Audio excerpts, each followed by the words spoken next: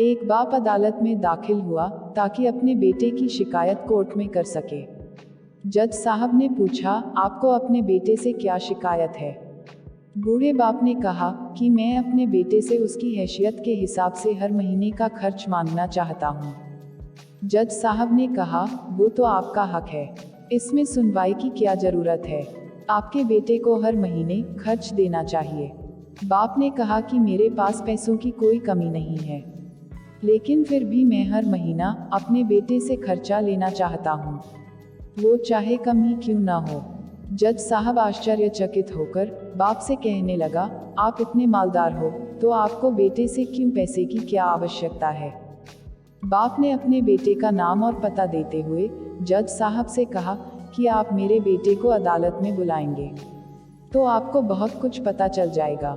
जब बेटा अदालत में आया तो जज साहब ने बेटे से कहा कि आपके पिताजी आपसे हर महीना खर्चा लेना चाहते हैं, चाहे वह कम ही क्यों ना हो।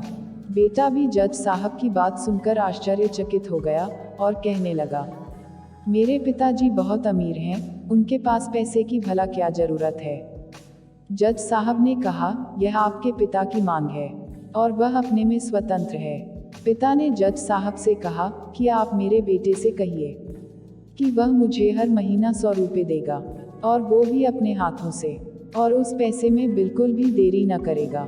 फिर जज साहब ने बूढ़े आदमी के बेटे से कहा कि तुम हर महीने 100 रुपये बिना देरी के उनके हाथों में देंगे, ये आपको अदालत हुक्म देती है।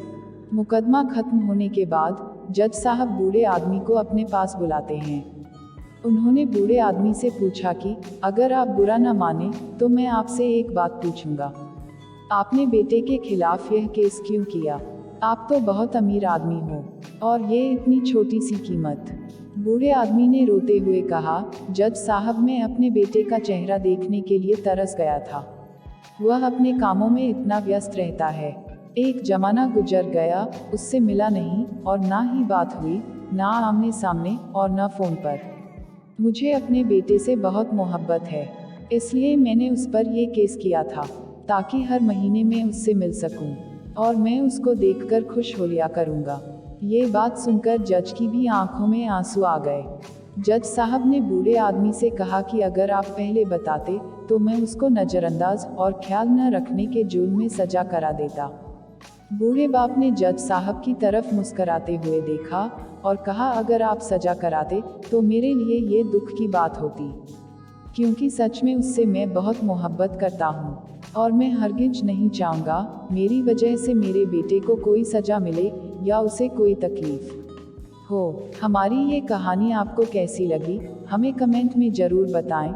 अगर आप मेरे चैनल पर नए हैं तो हमें सब्सक्राइब करना ना भूलें। धन्यवाद।